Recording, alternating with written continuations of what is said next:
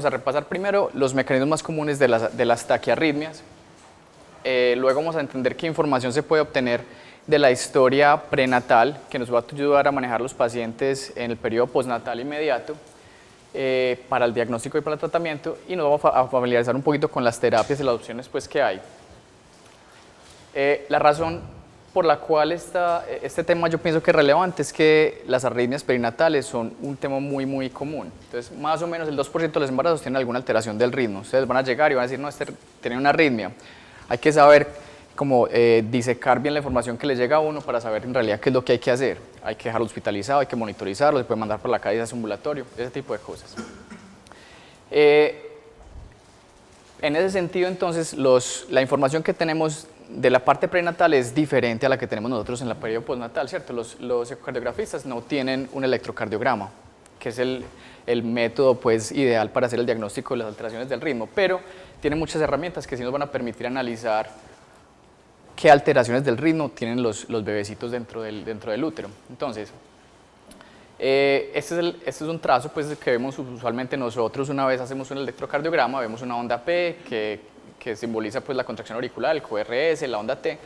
Los ecocardiografistas fetales tienen entonces otros tipos de informaciones que son igualmente importantes y uno que puede traducir esa información en lo mismo. Entonces, los ecocardiografistas tienen Doppler y tienen modo M que nos pueden dar básicamente la extrapolación mecánica de cada una de estas ondas. Entonces, por ejemplo, esto es un Doppler en donde el ecocardiografista llegó y puso el transductor en una parte que cogía la vena cava superior y cogía la aorta también. Entonces, cada vez que la aurícula se contrae, produce un poquito de regurgitación en la vena cava superior y se produce una onda P mecánica, pues una contracción, y la onda y el QRS, pues cuando se produce el QRS hay una contracción en la aorta, pues una contracción del ventrículo, entonces se produce un flujo por el flujo aórtico. Entonces, uno puede ver, aunque no ve la parte eléctrica, ve la contraparte mecánica, y con eso se puede uno guiar de qué es lo que está pasando eléctricamente en el corazón. Y esta información es la que se puede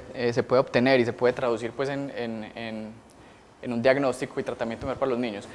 Hay otros métodos pues, diagnósticos que en realidad aquí no está en Colombia, pero no hay en Colombia. Hay un magnetocardiograma. El magnetocardiograma es un aparato gigantesco que lo que hace es que coge todas las señales del bebé y la mamá. Como uno es capaz de ver que en realidad cuáles son los QRS y las ondas P de la mamá, llega el aparato y sustrae toda esa información y lo que queda es el fetocardiograma del niño. Pues. Y es muy útil para algunas patologías, aquí no lo hay. Quién sabe, en el futuro es posible que tengamos la posibilidad de tener electrocardiogramas de los fetos. Bueno, entonces vamos a empezar a hablar de los mecanismos más comunes de las taquiarritmias. Esto es de la parte de las arritmias rápidas. Hay tres mecanismos principales. Listo, grandes, que podemos dividir. Entonces son las arritmias que son reentrantes y las automáticas. Estos dos grupos son los más comunes y de los que vamos a hablar un poquito más. Las gatilladas son un tipo de arritmias que parecen un poquito a las automáticas, pero tienen algunas características que semejan también a las que son reentrantes. Entonces vamos a empezar con el primero, el más común de todos, de las arritmias sostenidas, son las reentrantes. Entonces, vamos a hacer un símil. Las arritmias reentrantes se parecen mucho a lo que sucede cuando uno tiene una ola en un estadio. Listo, entonces uno tiene una ola en un estadio y en realidad cuando uno la ve de lejos, eso no tiene ni principio ni fin, ¿cierto? Es simplemente un circuito. Y hay un circuito que usualmente va alrededor de un obstáculo central, que en este caso es una cancha. Y en todo momento hay gente que se está parando y en todo momento hay gente que está sentada. ¿Listo? Entonces eso es lo que pasa exactamente en una arritmia reentrante. Hay un circuito, un obstáculo central, usualmente es una cicatriz, una triotomía, la válvula tricúspide. Hay células que se están despolarizando y hay células que están repolarizadas. Usualmente hay una vía donde la conducción se va en un lado y hay otra vía donde la conducción se va para otro lado. Entonces, exactamente lo que pasa en una arritmia reentrante es esto mismo, lo que pasa en una ola en un estadio. Entonces, ese mecanismo de la arritmia puede ocurrir en varios lugares en el corazón. Entonces, puede ocurrir únicamente en tejido auricular. Entonces, si uno tiene, por ejemplo, un flóter auricular, lo que pasa en un flóter auricular es exactamente lo mismo. Entonces hay, por ejemplo, una válvula tricúspide, que es el caso de esta gráfica, y simplemente el impulso está yendo alrededor de la válvula tricúspide y genera con cada vuelta una contracción auricular. Eso es el flóter auricular. Si ocurre, por el contrario, alrededor de un parche de una CIB, en el caso de los niños de nosotros, un parche de una CIB o alrededor del tubo que hay entre el ventrículo y la arteria pulmonar, o de una ventriculotomía, una tetralogía de Fallot, o simplemente en un paciente con un infarto después de ya cuando sea adulto. Entonces el circuito alrededor de la cicatriz es exactamente lo mismo, simplemente un impulso que está yendo alrededor de un obstáculo central. Puede ser también dentro del nodo auriculoventricular, todo el circuito alrededor del nodo auriculoventricular, eso es lo que llamamos una reentrada intranodal, o puede ser un circuito un poquito más complejo, aquí no se ve pues el resto del corazón, un poquito se ve, pero imagínense aquí están las aurículas, aquí está el nodo auriculoventricular y simplemente el impulso que baje por el sistema de conducción produzca un QRS estrecho y suba por una vía accesoria y vuelva y baje. Entonces esto es básicamente lo que ocurre con una taquicardia por movimiento circular ortodrómico. Bueno, entonces características de las taquicardias por reentrada. Entonces son paroxísticas. Los pacientes están en la taquicardia o están en ritmo sinusal. Entonces usualmente se presentan en una de estas dos. Las taquicardias pueden iniciarse con extrasístole. Entonces, aunque la extrasístole no hace parte del mecanismo reentrante, la extrasístole simplemente ocurre o porque le metiste un catéter y entonces hubo una extrasístole, o porque tomó un tinto de más, o por cualquier motivo, eso induce este inicio del circuito. Con cada una de estas vueltas, esto es el ejemplo de un flóter auricular, entonces cada una de las vueltas que ocurren en las células que se despolarizan, se demora lo mismo. Entonces esta vuelta se demora la misma que la siguiente vuelta y se demora la misma que la anterior. Entonces la longitud de ciclo, que es el tiempo que hay entre cada una de estas vueltas, es exactamente igual entre uno y otro. Entonces hay mínima variación en la longitud de ciclo. Y cuando hacemos una cardioversión, la cardioversión lo que hace es que básicamente despolariza todas las células que están en un periodo que no sea refractario absoluto. Es como si le echara un baldado de agua a toda esa gente en el estadio. Todos se paran, se sientan y ya la vuelta se acabó. Básicamente eso es lo que pasa entonces con una cardioversión, entonces responden a cardioversión. Es de nuevo la gráfica que habíamos visto ahorita, que no se ve muy bien, es graficando pues una taquicardia por movimiento circular ortodrómico utilizando una vía accesoria. Este sería pues como el símil que hablamos ahorita, una reentrada intranodal, un flóter auricular, simplemente con el circuito todo dentro de la aurícula, y una taquicardia ventricular. El segundo grupo grande entonces son las taquicardias automáticas. Las taquicardias automáticas, entonces, para entenderlas podemos referirnos un poquito a lo que pasa con el automatismo normal. Entonces, el automatismo normal que tenemos en el nodo sinusal se da porque en la fase 4, que es la fase de reposo de las células miocárdicas del nodo sinusal, usualmente el potencial de membrana no es estable como en la mayoría de células del resto del corazón, sino que tiene una pendiente que se aproxima gradualmente hacia el umbral de membrana. Cuando llegan al umbral de membrana, entonces la célula se despolariza. Las células que tienen entonces un automatismo normal hacen esto y la pendiente cambia dependiendo del tono simpático y el tono vagal.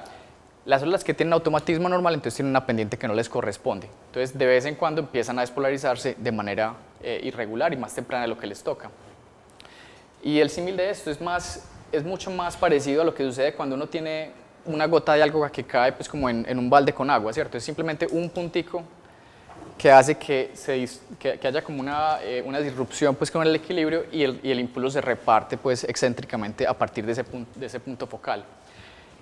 Entonces las arritmias automáticas, a diferencia de las reentrantes, entonces tienen varias características. Muchas veces cuando son sostenidas no tienen la longitud de ciclo estable, sino que varían. Entonces hay veces están más rápidas, hay veces más lentas. La longitud de ciclo, por ende, es variable. Son muy sensibles a las catecolaminas, entonces es una de las cosas que uno utiliza para el tratamiento y cuando las cardiovertimos pues simplemente vuelven e inician. No hice una gráfica pues para las gatilladas, pero las gatilladas tienen muchas características similares a estas. La diferencia con las gatilladas es que sí responden a cardioversión y sí responden a sobreestimulación. Entonces es relevante hacer esa aclaración porque cuando ustedes ven los algoritmos de manejo de las arritmias que son inestables, siempre la cardioversión está ahí en primera línea. El motivo para eso es que en realidad uno no puede diferenciar una automática de una gatillada muy fácilmente, entonces uno como primera opción cuando tiene un paciente inestable lo cardiovierte, porque si es automática pues no va a salir, pero si es gatillado reentrante sí. Bueno,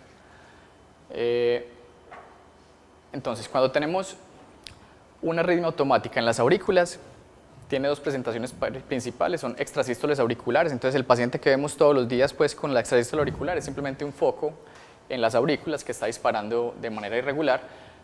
Cuando no es un solo latido, sino que es un varios latidos, entonces ya no llaman extrasístoles auriculares, sino una taquicardia tralectópica.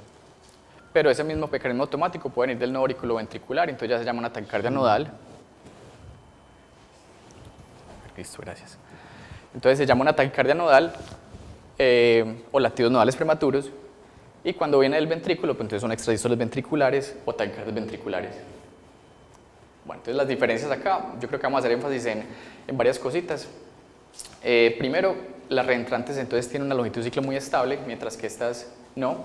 Usualmente esas son paroxísticas, mientras estas muchas veces uno ve como rastros de esa patología en los ritmos basales. Entonces los pacientes que tienen taquicardias atriales, por ejemplo, automáticas, uno le hace un Holter y ve muchas extrasístoles usualmente. Y ve corriditas y ve parcitos y en fin, ve uno pues como el rastro de lo que está sucediendo en un periodo corto de tiempo. Estas responden a cardioversión mientras que estas no, y lo mismo sucede con la sobreestimulación. Entonces vamos a hacer el primer caso y vamos a ensayar las... bueno, yo creo que para esta presentación no vamos a hacer las preguntas porque no creo que no tengo el conectado al computador a internet. Pero bueno, entonces piensen la respuesta. Este es el caso de un paciente, Jerónimo, un día de vida, historia prenatal de taquicardia fetal. No se le dio terapia farmacológica durante el embarazo, sin problemas en el periodo perinatal inmediato, pero se encuentra bradicárdico. A pesar de estar bradicárdico, está asintomático. Ese es el trazo que tenemos de dos tiras, de dos derivadas. Y la pregunta que yo les haría a ustedes entonces es, ¿piensan que este paciente requerirá un marcapasos? ¿Será que necesita inicio de beta bloqueadores? ¿O básicamente no necesita nada más y lo podemos mandar para la casa? Bueno, esto era lo del sistema de preguntas, pero se me olvidó conectarlo. Esa es la ampliación pues, de ese electrocardiograma que estamos viendo ahí. Lo que yo les voy a mostrar aquí entonces es que el paciente está, primero cada QRS pues tiene una onda P que la precede, ¿cierto? Eso está claro. Pero si uno mira más atentamente, entonces en cada una de las ondas T, en cada una de las ondas T se alcanza a ver una onda P adicional, y esta onda P adicional está a destiempo, ¿cierto? Si uno cuantifica el tiempo que hay entre esta onda P y esta, es mucho más corta que lo que hay entre esto y esto, entonces una onda P prematura. Eso es lo que se llama un bigeminismo atrial bloqueado. ¿Listo? Y lo que está sucediendo, entonces, esto se le acabó la pila. Bueno, entonces, es el bigeminismo atrial bloqueado. Vamos entonces a hablar de las extrasístoles auriculares. Las extrasístoles auriculares es la arritmia más frecuente que ustedes van a encontrar en un neonato. ¿Listo? El mecanismo de estas arritmias, entonces, es un mecanismo automático, como habíamos hablado ahorita. Entonces, usualmente explican el 90% de las alteraciones del ritmo que producen un ritmo irregular. Entonces, es la alteración del ritmo más común de arritmias que no son sostenidas.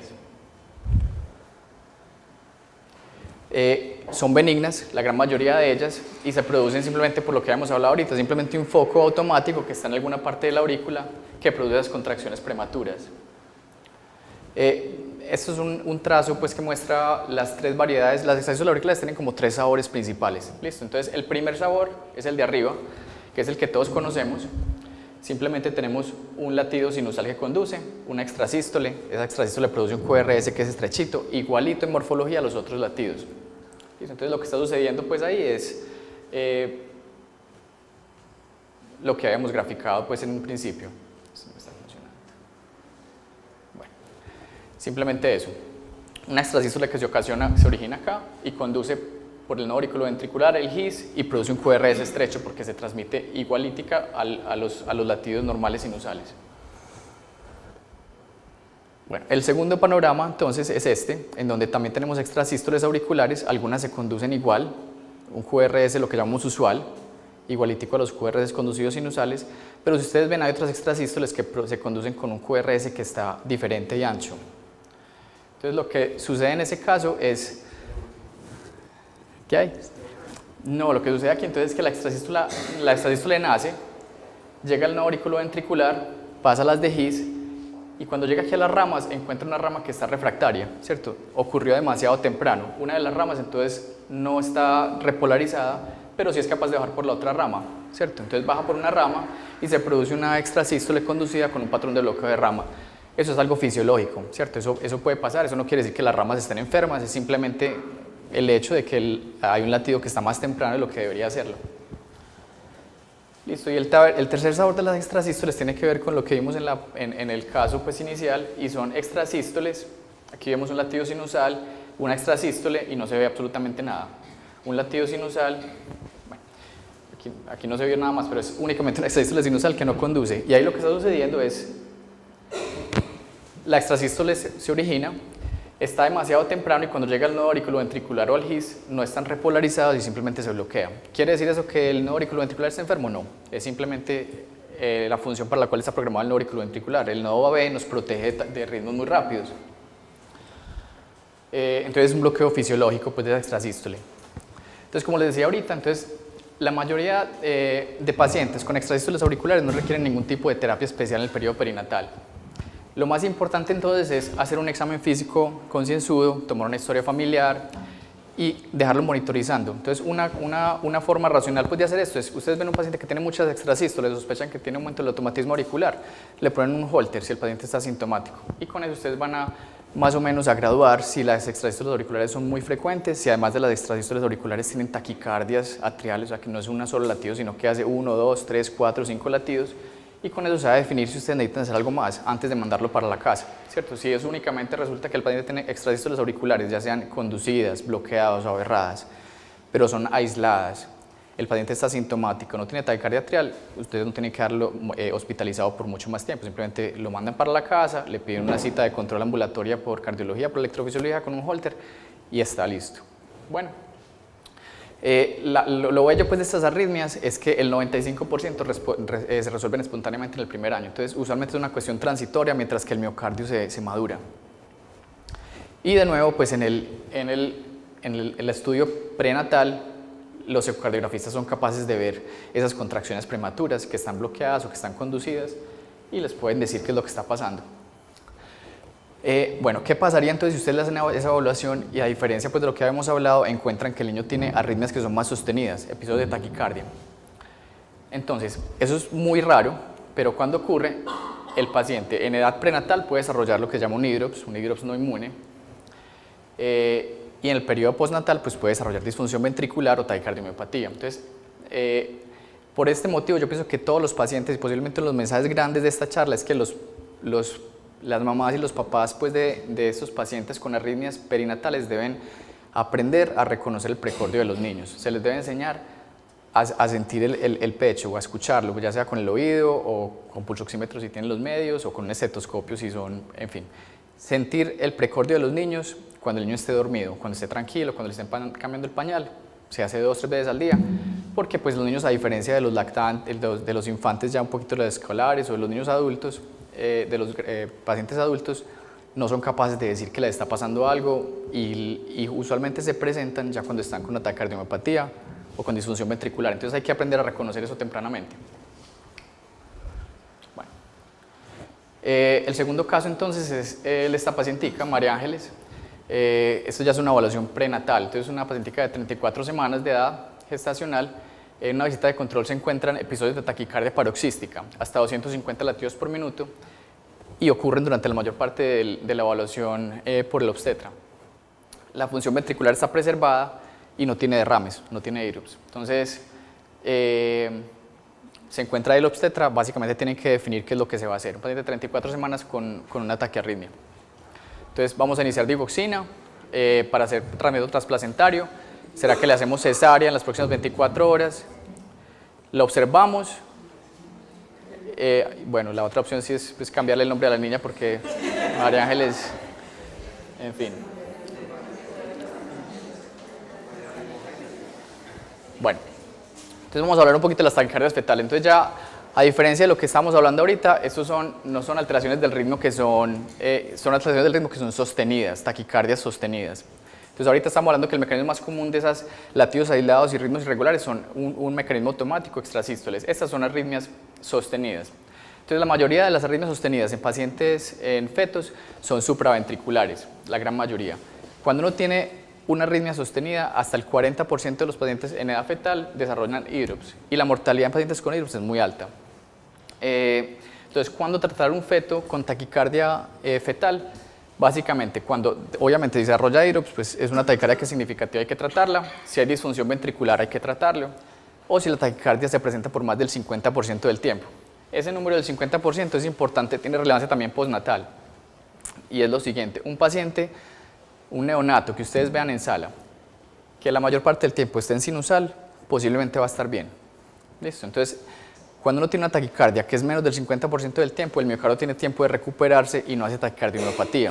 Entonces, hay muchas arritmias que estresan mucho a la gente, que tienen inicios y terminaciones frecuentes durante el día. Y yo pienso que nos estresa mucho más a nosotros de lo que en realidad debería estresarnos, porque el corazoncito de esos niños está acostumbrado a ir a frecuencias altas. Y si tiene tiempo para recuperarse, no le va a pasar nada al niño. ¿Listo? Entonces, cuando un feto tiene más del 50% del tiempo en taquicardia, hay que pensar que puede desarrollar IROPS y definitivamente hay que tratarlo.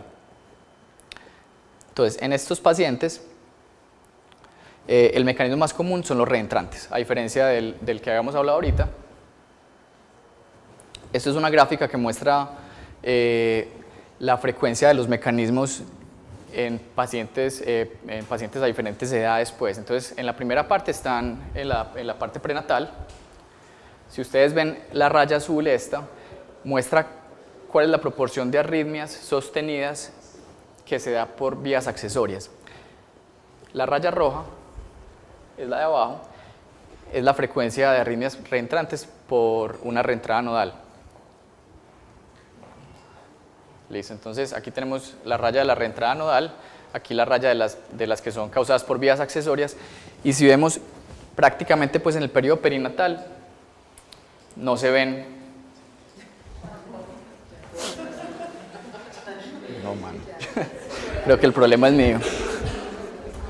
Bueno, entonces, en la prenatal, básicamente, periodo perinatal, no se ven las reentradas nodales. Y más del 80% de las taquicardias supraventriculares sostenidas son causadas entonces por vías accesorias. ¿Listo? Hay un porcentaje que es en realidad muy estable alrededor de la vida y son las que son causadas por taquicardias atriales. Las taquicardias atriales, ¿funciona? Así. Bueno, entonces las taquicardias atriales, que algunas son reentrantes, otras son automáticas, representan más o menos entre el 10-15% de las arritmias en los pacientes perinatales. De nuevo, no se ve esto pues por el contraste, pero bueno, esto es básicamente el mecanismo que vamos a ver en más del 80% de los pacientes con taquicardias perinatales, son las que son causadas por vías accesorias. Entonces, la taquicardia causada por una vía accesoria, la gran mayoría son las que se llaman ortodrómicas. Ortodrómicas quiere decir que el impulso baja por el nodo auriculoventricular utilizando el tejido de conducción. Como utiliza el tejido de conducción, produce un QRS estrecho, igualito al latido sinusal, y vuelve y sube por la vía accesoria. Despolariza la aurícula, despolariza el nodo, sistema de conducción, vía accesoria, y se mantiene haciendo ese círculo. La otra taquicardia reentrante que se ve, que es la que veíamos en los triangulitos aquí en esa rayita que era estable, era la reentrante por un flóter auricular. Entonces el flóter auricular es más o menos el 10% de las arritmias pues, totales en los bebés y es básicamente un flóter como el que se ve en los adultos pues ya. Y el otro porcentaje, como no vemos reentradas nodales, el otro porcentaje pequeño entonces son por arritmias automáticas, que es lo que habíamos hablado ahorita, un foco auricular que simplemente está despolarizando, es una taquicardia tralectópica. Entonces, en la gran mayoría, 80%, más del 80%, este es el electrocardiograma que vamos a ver en un bebecito con una taquicardia supraventricular. Entonces, si lo vamos a describir, entonces una taquicardia de complejos QRS estrechos. ¿Listo? RRs regulares porque la longitud de ciclo siempre es la misma. Usualmente tiene una relación AB1:1. Entonces, si uno hace un zoom y pone un poquito de atención, se da cuenta que aquí, después del QRS, usualmente es inmediatamente después del QRS, uno alcanza a ver una muesca que corresponde a la onda P. ¿Listo? Eso sucede así, pues porque si recordamos el gráfico de ahorita, inmediatamente después de que el impulso despolarizaba el QRS, llegaba a la vía accesoria e ingresaba a la aurícula. Entonces, siempre la onda P va a ocurrir despuésito del QRS. Eso es lo que llama una taquicardia con RP corto, o sea, un RP menor que el PR. Y lo mismo se va a ver en la ecocardiografía fetal. Entonces, el ecografista fetal te podría decir en realidad qué es lo que él está viendo. Aquí, por ejemplo, este es un Doppler fetal donde estamos poniendo el transductor en una vena pulmonar y en una arteria pulmonar al mismo tiempo. Y aquí se ven los flujos en la arteria pulmonar, que corresponde a la sístole ventricular, y el flujo retrógrado de una vena pulmonar cuando la aurícula se contrae. Entonces uno alcanza a ver que es una taquicardia con relación AB1:1 y que el RP es corto. Pues obviamente uno puede ver si el QR es estrecho o ancho, pero como la mayoría son supraventriculares, uno asume que esto es supraventricular. En un flóter, por el contrario, esto es el ecocardiografista puso un modo M a través del ventrículo, y hay parte en el tejido auricular, y lo que se ve es que por cada contracción ventricular hay dos contracciones auriculares. Eso no es una taquicardia por una vía accesoria, eso es un flóter auricular. y lo que ve cuando el niño pues nace, entonces es simplemente una taquicardia de nuevo que tiene QRS y que tiene más ondas peso, eso que es lo que sucede usualmente con el flóter. Con una taquicardia trayectópica, la gran diferencia básicamente es, además pues del inicio, terminación súbita, variabilidad, longitud de ciclo, todo eso, es que el RP va a ser más largo. Entonces usualmente aquí uno ve el QRS y la onda P se va a ver mucho más cerquita al QRS siguiente. Entonces una taquicardia de RP largo. Y el ecocardiografista ve lo mismo, ¿cierto? Esto es el QRS, pues la representación mecánica del QRS, esta es la aurícula, se ve un RP más largo. Entonces, mucha información de la que nosotros cogemos con el ecocardiograma, con el electrocardiograma, el ecocardiografista puede tener acceso a ella desde antes de que nazca el bebé. Entonces, para concluir y responder la pregunta que habíamos hecho, pacientes de más de 35 semanas, voy a poner esto acá. Pacientes de más de 35 semanas, usualmente cuando tenemos taquicardias que no somos capaces de controlar, el riesgo-beneficio apunta a que sea mejor que el bebé sea sacado pues, y maneja la taquicardia por fuera. Pacientes de menos de 35 semanas, uno en realidad hace un esfuerzo muy grande para tratar de controlar las taquicardias. Cuando no tiene hidrops, uno usualmente utiliza digoxina, es el medicamento más común que ustedes van a ver en niños, pues cuando la historia que dice pues, que le dieron a la mamá. Cuando tiene hidrops, la digoxina no pasa muy bien la placenta, entonces ya empieza uno a ver que le están dando amiodarona o le mezclan propafenona. Y eventualmente, si no son capaces de controlar, son niños que salen bien enfermos, porque además de la prematuridad, tienen una taquicardia supraventricular, usualmente están hidrópicos, con disfunción ventricular, y pues le toca uno hacer lo que puede hacer ya cuando nazca el bebé. Son una tablita que vamos a ver como varios paralelos de los tratamientos que hay. Entonces, aquí tenemos, primero es una taquicardia supraventricular por vías accesorias, más o menos el 80% de las taquicardias, flóter auricular el 10 y taquicardia atrial el 10 más o menos. Entonces, los dos primeros responden a cardioversión, ¿cierto? Una taquicardia supraventricular por una vía accesoria. Habíamos visto que lo cardioviertes y sale. Esta tiende a ser recurrente, entonces estos pacientes usualmente van a requerir medicamentos a largo término. La taquicardia atrial ectópica la vas a cardiovertir y si no es gatillada no va a responder. Entonces es mucho más de tratar el medio, disminuir el tono simpático, disminuir la cantidad de infusiones que tenemos, el soporte, y darle medicamentos, amiodarona si tiene disfunción ventricular, beta bloqueadores si está con vía oral, en fin. Diferencias con respecto a la respuesta a maniobras vagales y adenosina. Entonces, la taquicardia supraventricular por vía accesoria va a responder a maniobras vagales, va a responder a adenosina. El flóter auricular lo único que va a hacer es que nos va a permitir hacer el diagnóstico más fácil. Le vamos a dar adenosina y vamos a ver las ondas de flúter por debajo muy bonitas, igual que con las maniobras vagales. Y la taquicardia trayectópica en realidad no va a hacer nada, en general. Medicamentos para cardioversión se pueden utilizar, usualmente para el primero podemos utilizar beta bloqueadores, para el flóter auricular más que todo pues amiodarona posiblemente si uno quisiera hacer una cardioversión química, y con taquicardia trayectópica se pueden utilizar en realidad la respuesta el resto de medicamentos, beta bloqueadores, amiodarona, digoxina para el control de la frecuencia. Para el tratamiento crónico, entonces por vías accesorias, estos pacientes usualmente tienen recurrencias, entonces siempre hay un paciente que viene con una taquicardia supraventricular prenatal y sospechamos que una taquicardia supraventricular por una vía accesoria requiere tratamiento al menos en los primeros meses y de nuevo requiere que los papás se les enseñe a reconocer tempranamente los signos de una taquicardia para evitar que lleguen en shock por una taquicardiomopatía. Entonces, ¿qué medicamento lo va a mandar para la casa? Usualmente es beta bloqueadores como primera línea. Cuando no funciona el beta bloqueador y no está preexcitado, o sea, no tienen WPW, se puede adicionar digoxina. Entonces, beta bloqueador y digoxina para los pacientes que no están preexcitados son la primera línea. Y ya como segunda y tercera línea están propafenona y amiodarona. Si ustedes ven acá hay una diferencia grande con los niños más grandes. Los niños más grandes en realidad la primera línea posiblemente está la ablación. Los pacientes bien pequeños eso no es una opción buena, pues eso se utiliza ya como último recurso.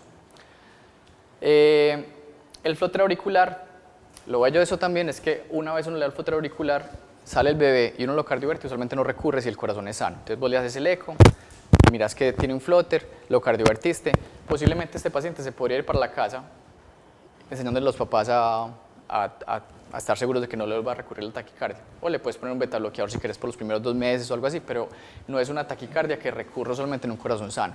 Eso es una cuestión que es prenatal y perinatal inmediata.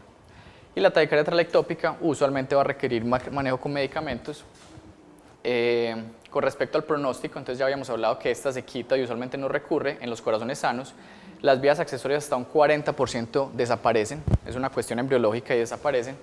Y la gran mayoría de las taquicardias atriales ectópicas resuelven en el primer año. De notar, entonces, no utilizar calcio antagonista. Si ustedes ven acá en los neonatos, nunca está ningún calcio antagonista, es bien importante. El miocardio de los pacientes neonatales, el retículo sarcoplásmico no está maduro, no tiene el suficiente calcio. Un calcio antagonista usualmente causa hipotensión, shock, entonces no se utilizan calcio antagonistas. Y en WPW, a cualquier edad, así no sean neonatos, no se deben utilizar calcio antagonistas, usualmente. Y estudio electrofisiológico únicamente pues, en situaciones extremas. Bueno, ese es el tercer caso, el último caso pues, de esta primera parte, y vamos a hablar de Juan Pablo. Juan Pablo es un recién nacido, primer día de vida, un diagnóstico prenatal de taquicardias, en realidad no dice nada más en la nota del obstetra. Desde el nacimiento ha estado estable, pero se mantiene bradicárdico.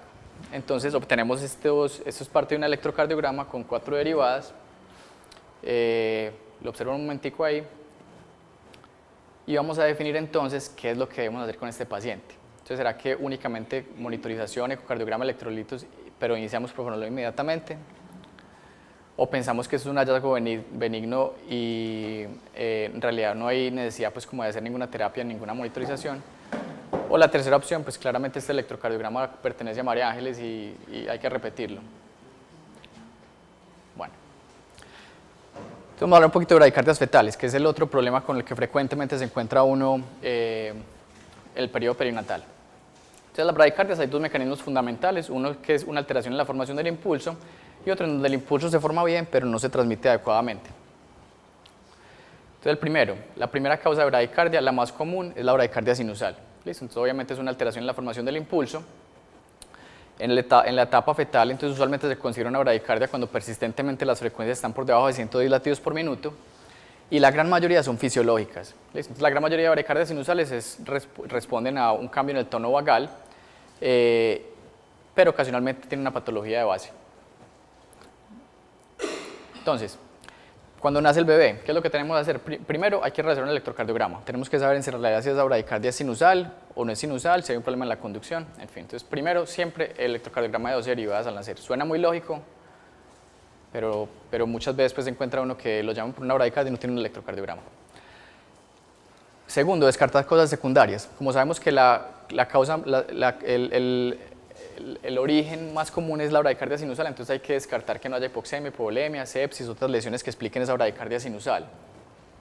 Cuando descartamos que hay una causa secundaria, entonces hacemos el diagnóstico de una disfunción sinusal. ¿Listo? Entonces una disfunción sinusal es cuando el nodo sinusal está un poquito lento y produce una bradicardia sinusal. La mayoría de pacientes que tienen una disfunción sinusal no tienen una patología subyacente, pero la incidencia de otras patologías cardiovasculares es más alta, entonces esos pacientes posiblemente requieren una evaluación un poquito más extensa. Y hay que descartar el síndrome de cutis largo, que también se presenta con la bradicardia sinusal. Lo importante para saber es que si un paciente tiene bradicardia sinusal, pero está asintomático, no tiene cardiopatía estructural, no tiene síndrome de cutis largo, a ese paciente no hay que hacerle nada. ¿Listo? Entonces es una indicación clase 3 de hacerle cualquier otra intervención. Y esto es en adultos, o sea que en bebés es mucho más, pues no se le va a hacer nada a una bradicardia sinusal asintomática sin una cardiopatía estructural de base. Vamos a hablar de la segunda causa más común de bradicardia fetal entonces. La segunda causa ya la tocamos un poquito. La segunda causa son las extrasístoles supraventriculares bloqueadas. Entonces lo llaman uno muy frecuentemente porque el paciente está bradicárdico. En realidad lo que está pasando es que tenemos extrasístoles frecuentes que causan que hayan pausitas y en promedio bajen la frecuencia cardíaca de los niños. De nuevo, esto en un corazón de un niño sano no tiene implicaciones mayores. Y como vimos que la gran mayoría desaparece en el primer año, entonces la gran mayoría no hay que hacerles absolutamente nada. No hay que darles tratamiento, simplemente se les enseñan a los papás a reconocer los signos de taquicardia temprana y está listo. Esto es básicamente lo mismo que habíamos visto ahorita, un bigeminismo atrial, porque un latido normal, una normal bloqueado, normal y normal bloqueado. Y de nuevo, el ecocardiografista tiene las herramientas para decir qué es lo que está pasando desde antes de que el niño nazca, ¿cierto? Aquí vemos una contracción auricular normal, una prematura, la cual no conduce y no produce una contracción ventricular. Bueno, con respecto al bloqueo auriculoventricular, entonces obviamente es una alteración en la conducción del impulso. sabemos pues que hay tres tipos se clasifica en tres grados. El primer grado con un PR largo, el segundo grado con latidos bloqueados ocasionales, en este caso es un MOVITS 1. Pero en fetos, en realidad, el bloqueo auriculoventricular se presenta en la gran mayoría de veces como un bloqueo AV completo. Entonces el niño conduce normal o está bloqueado del todo. ¿Listo? El pronóstico va a depender si el paciente tiene cardiopatía congénita o no. Entonces vamos a ver en periodo fetal y perinatal inmediato, las causas de bloqueo AV completo se dividen. La mitad son por cardiopatías congénitas. Entonces un paciente con bloqueo AV completo requiere un eco. ¿Listo? Porque la mitad van a tener o un canal auriculoventricular, o van a tener una heterotaxia con un levoisomerismo, o una transposición cónicamente corregida de grandes arterias. Entonces todos necesitan un eco porque una proporción grande va a tener una cardiopatía congénita. Casi que la otra mitad está asociada a anticuerpos maternos. Entonces la mamá tiene una historia de lupus, o artritis reumatoide, o Sjögren, o lo que sea, y tiene una alta recurrencia de que recurra, una alta probabilidad de que recurra si tiene otro embarazo. Si les llega este paciente, ese paciente pues tiene que salir de la clínica, ¿cierto? Usted lo tiene que mandar y en realidad lo maneja un especialista, pues, porque definir si un ritmo de escape es suficiente o no para un paciente con una cardiopatía congénita es mucho más complejo, pues, que cuando no tenemos un corazón, que cuando tenemos un corazón normal. Entonces, dentro del útero, básicamente el pronóstico va a depender si el escape es suficiente o no para mantener un buen gasto. Entonces, cuando un paciente tiene hidrops por bloqueo de completo, el pronóstico es muy malo. ¿Qué cosas van a ver ustedes cuando les llegue la historia del niño que nació? Es que posiblemente intentaron betagonista, entonces le daban albuterol o salbutamol, le dieron corticosteroides, algunos les dan inmunoglobulina. Todo eso son pañitos de agua tibia, muchos funcionan, algunos de pronto no le creen mucho, los resultados son muy controversiales. En todo caso, el pronóstico es bien malo. Y usualmente va a llegar un niño supremamente enfermo que lo que necesita es un cirujano que le ponga unos cablecitos para que lo estimule más rápido. ¿Qué vamos a hacer con la situación que es más común? En realidad lo más común es que les llegue a ustedes el paciente y el paciente está bradicárdico, le hacen un electrocardiograma que tiene un bloqueo de completo, pero el niño se ve normal. Piden una interconsulta, le hacen un eco y el eco no tiene nada. ¿Listo? Entonces es el paciente que ustedes van a definir qué es lo que tenemos que hacer. Entonces bloqueo de completo congénito en un paciente asintomático y con un corazón estructuralmente sano. Entonces el único tratamiento en realidad que existe para un bloqueo de completo es poner un marcapasos. ¿Cuándo se pone un marcapasos? A diferencia de los adultos, que en los adultos bloqueo de completo es igual a marcapasos, en los bebés hay varias indicaciones, porque pues obviamente ponerle un aparato de esos a un niño pequeño es mucho más complejo. Entonces se le pone a un paciente que tiene bajo gasto, obviamente está asintomático. Si tiene una frecuencia, eso es un número un poquito arbitrario, pero si tiene un veronato con una frecuencia de menos de 55 latidos por minuto, hay que ponerle un marcapasos. Si encontramos que hay disfunción ventricular o dilatación, si el QRS que vemos en el electrocardiograma es ancho, eso quiere decir que el escape no está viniendo del nodo auriculoventricular, sino que viene del ventrículo y no es muy confiable. Si tiene pausas prolongadas, el hecho de que tenga pausas prolongadas quiere decir que no es confiable y nos puede dejar tirado en cualquier momento, hay que ponerle marcapasos. O si tiene una alta probabilidad de que haga arritmias, entonces si tiene un QT prolongado, arritmias ventriculares. Finalmente, esto es lo que tenía el paciente, es un síndrome de QT largo, él tenía una formación en la alteración del impulso y una alteración en la conducción. Entonces el síndrome de QT largo no es tan infrecuente como pensamos, 1 en 2000, aunque es 1 en 2000, pues la mayoría no tienen bloqueo AV cuando llegan, no tienen alteración en la conducción. Ocasionalmente se puede manifestar con bloqueo AV 2.1 durante la vida fetal o al nacimiento. Pero los pacientes que tienen este bloqueo AV 2.1 tienen una alta probabilidad de taquicardias ventriculares polimórficas. Entonces ya vamos a ver qué es lo que estaba pasando ahorita. Entonces si analizamos el electro de ahorita, pues tenemos unos QRS que son estrechos, precedidos por una onda P, pero en la mitad tenemos unas ondas P. Entonces, ¿cuál es la diferencia de este electrocardiograma y el del otro niño que habíamos mostrado? Que estas ondas P no están prematuras. Si ustedes ven, todo esto viene al tiempo. Y la otra diferencia grande es que el QT viene hasta acá, ¿cierto? Entonces, la onda P está llegando a tiempo, pero cuando el impulso va a bajar al nodo AB, va a llegar al ventrículo, el ventrículo no está repolarizado. Entonces, básicamente es un bloqueo auriculoventricular, no porque el nodo auriculoventricular esté malo, sino que cuando llega el impulso al ventrículo, el ventrículo está refractario. Esos pacientes, obviamente, con este QT tan prolongado, tienen el riesgo de hacer esto. Y esos pacientes, inmediatamente hay que ponerlos en beta bloqueador y posiblemente hay que pensar en ponerles un marcapasos para mantener una frecuencia más alta, que están en un riesgo alto de morir súbitamente. Obviamente hay que hacer EKG en los padres, hay que chequear los electrolitos, evitar medicamentos que prolonguen el QT y requieren pues remisión a este paciente, no hay que dejarlo ir para la casa, hay que mandarlo para un lugar para poderle manejar el síndrome de QT largo. Entonces, en conclusión, La arritmia fetal y perinatal, que es más frecuente, que son las extrasístoles, usualmente no requieren ningún tratamiento ni manejo especial y se quitan solas con el tiempo. Las taquicardias que son sostenidas, las taquicardias supraventriculares, usualmente recurren, en excepción pues, del flúter, y requieren un tratamiento postnatal. Fundamental enseñar a los cuidadores a reconocer el episodio de taquicardia supraventricular incesante para poder prevenir las taquicardiopatías. En caso de bradicardia hay que descartar causas secundarias. La disfunción sinusal no se trata si es asintomática. Esto es lo que ya habíamos hablado de las extrasístoles, que no implica cuando son bloqueadas que hay un problema en el nodo auriculoventricular y que son fisiológicas y que por ende tampoco requieren tratamiento. Y siempre que hay bradicardia, hacer EKG, mirar el QT y mirar a ver si hay alguna alteración pues ahí.